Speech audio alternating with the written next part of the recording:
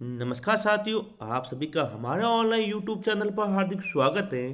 प्रिय विद्यार्थियों, आज हम बात करेंगे पशु परिचय भर्ती के अंतर्गत भाग अ के दैनिक विज्ञान के बारे में। और दैनिक विज्ञान के अंतर्गत आज हमारा जो टॉपिक है वो है कार्बन एवं उसके अपरूप। यानी कार्बन और अपरूप से जुड़ा हुआ जो भी सवाल एग्जाम की दृष्टि से अति इंपॉर्टेंट है वह इस टॉपिक से बाहर नहीं जाने वाला। तो इस वीडियो को शुरू से लगाकर अंत तक आप पूरा देखें ताकि आपको कार्बन एवं उसके अपरूप से जुड़ा हुआ जो भी इंपॉर्टेंट टॉपिक है वह अच्छी तरह से समझ में आ जाए। यदि आप हमारे चैनल पर नए हैं तो सबसे पहले हमारे चैनल को सब्सक्राइब करें ताकि आपको पशु परिचय भर्ती के अंतर्गत दैनिक विज्ञान इसके साथ साथ भाग ब की एमसीक्यू टेस्ट सीरीज मिल एमसीक्यू यानी कि पहली बार हम एमसीक्यू टेस्ट सीरीज करवा रहे हैं भाग ब की। अभी तक किसी ने भी यूट्यूब पर बिल्कुल फ्री एमसीक्यू टेस्ट सीरीज शुरू नहीं किए हैं। हम बिल्कुल फ्री एमसीक्यू टेस्ट सीरीज के अंतर्गत मॉडल पेपर उपलब्ध करवा रहे हैं। यदि आपने अभी तक उन मॉडल पेपर को नहीं देखा तो अभी हमारे यूट्यूब चैनल पर जाकर उन मॉडल पेपर को जरूर देखिएगा। तो शुरू करते हैं हम अपनी आज की क्लास पशु परिसर दैनिक विज्ञान के अंतर्गत कार्बन ए उसके अपरूप। तो देखिए, बिल्कुल नोट्स पैटर्न पर यह क्लास आधारित है और नोट्स पैटर्न की ये पीडीएफ आपको हमारे Telegram channel NCERT GK with I के, ठीक है ना। ये टेलीग्राम ग्रुप का नाम है जिसका लिंक नीचे दिया गया है। तो आप अभी हमारे टेलीग्राम चैनल को ज्वाइन करें ताकि आपको ये पीडीएफ वहाँ पर मिल सके तथा आप इसकी फोटोकॉपी भी बाहर निकलवा सकते हैं। तो देखिए, कार्बन ए उसके यौगिक कार्बन परमाणु है। तो देखिए, कार्बन का परमाणु क्रमांक कितना है 6 और द्रव्यमान कितना है 12। ध्यान रखने का कि कार्बन का परमाणु क्रमांक पूछा जा सकता है सीधा और उसका द्रव्यमान पूछा जा सकता है। द्रव्यमान होता है 12 और परमाणु क्रमांक होगा 6। और देखो, द्रव्यमान संख्या के अंतर्गत 6 प्रोटॉन और 6 न्यूट्रॉन होते हैं। अतः इलेक्ट्रॉन की संख्या भी कितनी होगी 6 होती है। प्रतीक देखिए, ये कार्बन को सी से लिखते, किससे लिखते हैं सी, ठीक है ना। तो परमाणु क्रमांक नीचे लिखते हैं और द्रव्यमान संख्या ऊपर लिखी जाती है। आगे, प्रयोगशाला में प्राप्त प्रथम कार्बनिक यौगिक यूरिया। साथियों वेरी वेरी इंपॉर्टेंट कर लो, बहुत बार ये सवाल एग्जाम में पूछा गया था। इंपॉर्टेंट है कि प्रयोगशाला में प्राप्त प्रथम कार्बनिक यौगिक कौन सा था, वह था यूरिया। कौन सा था, यूरिया था।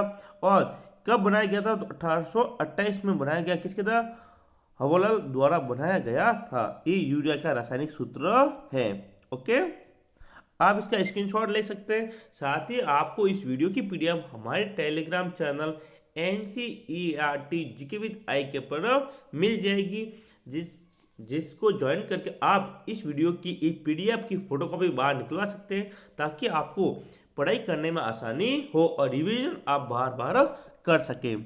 आगे चलते हैं, देखते हैं। यूरिया को दो अकार्बनिक यौगिक अमोनिया सल्फेट व पोटेशियम साइनेट को गर्म करके प्राप्त किया गया। यानी यूरिया को किसके कैसे बनाया गया, तो इसके लिए दो अकार्बनिक यौगिक लिए गए। कौन कौन सा, एक है अमोनियम सल्फेट जिसका रासायनिक सूत्र यहाँ लिखा हुआ है और एक है पोटेशियम साइनेट, इसका भी रासायनिक सूत्र ये लिखा हुआ है। आगे, हमारे द्वारा दैनिक जीवन में उपयोग की जाने वाली प्रत्येक वस्तु कार्बन की बनी हुई है, जैसे भोजन, कपड़े, पुस्तक, साबुन, अपमार्जक, रबर, पॉलीथीन, प्लास्टिक आदि। यानी कि हम दैनिक जीवन के अंतर्गत अपने रोज के जीवन के अंतर्गत जो भी वस्तुएं उपयोग करते हैं वह सभी के अंतर्गत कार्बन होता है, अतः वो कार्बन की बनी हुई होती हैं। सभी सजीव संरचनाएं भी कार्बन पर आधारित हैं। सजीव जो भी सजीव वस्तुएं सजीव संरचना है इस विश्व के अंतर्गत, इस दुनिया के अंतर्गत, वह सभी कार्बन पर आधारित हैं, यानी कि वो कार्बन से बनी हुई है। भूपट्टे में कार्बन 0.02% है। याद रखिएगा, बहुत ही अच्छा है ये। यहाँ सीधा सवाल आ सकता है कि भूपट्टी पर कार्बन की कितनी परसेंट मात्रा पाई जाती है, मात्र 0.02। देखिए किस रूप में, यह है कार्बोनेट, बाइकार्बोनेट, कोयला, पेट्रोलियम पदार्थ के रूप में। वायुमंडल में कार्बन की मात्रा कितनी है? 0.03%। किस रूप में है? तो CO2 के रूप में। कार्बन का इलेक्ट्रॉनिक विन्यास दिया हुआ है 1s2 2s2 2p2। कार्बन की संयोजकता कितनी होती है? 4। ये अच्छा सवाल यहाँ आ सकता है कि कार्बन की संयोजकता कितनी है? 4। कार्बन की ज्यामिति कितनी होती है? समचतुष्फलकीय। कैसे होती है? समचतुष्फलकीय होती है। और कार्बन के मध्य जो बंध कोण होता है वो होता है इसके अंदर 109 डिग्री 28 सेकेंड। ये दिया हुआ, ठीक है ना? हाँ, ओके, आगे चलते हैं। हाँ, देखो, यदि साथियों अभी तक आपने हमारे YouTube चैनल को सब्सक्राइब नहीं किया, सबसे पहले हमारे चैनल को सब्सक्राइब करें। साथ ही टेलीग्राम ग्रुप को ज्वाइन करें जिसका नाम है NCERT GK विद IK, जिस पर आपको PDF मिल जाएगी। देखिए, कार्बन के अपरूप।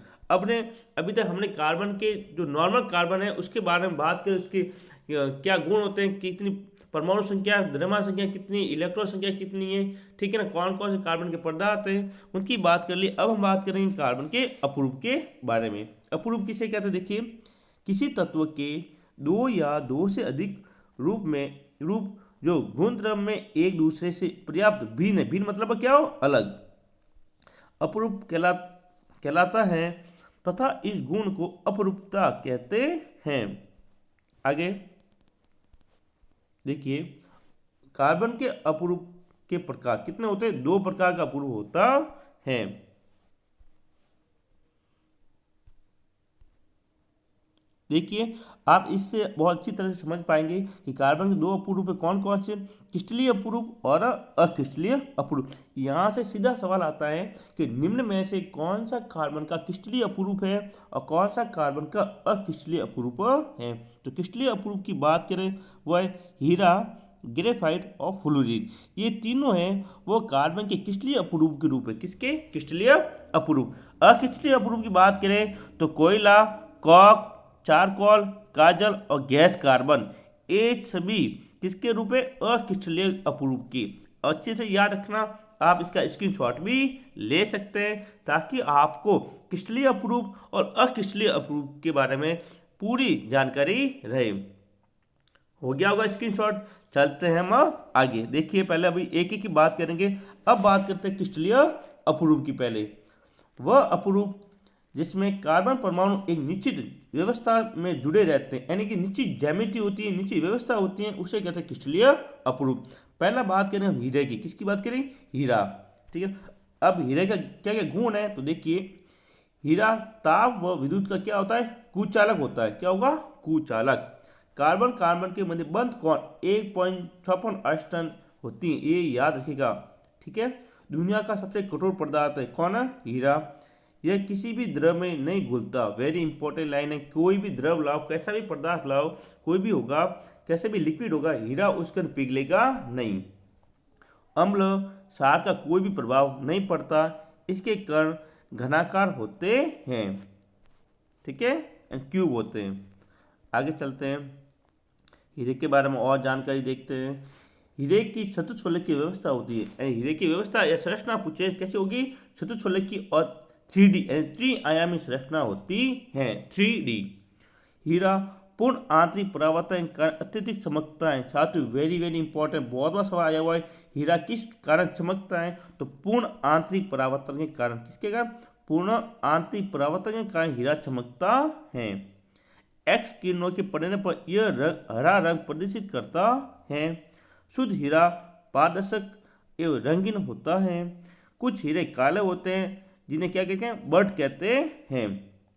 इसका उपयोग शीशा काटने में किया जाता है।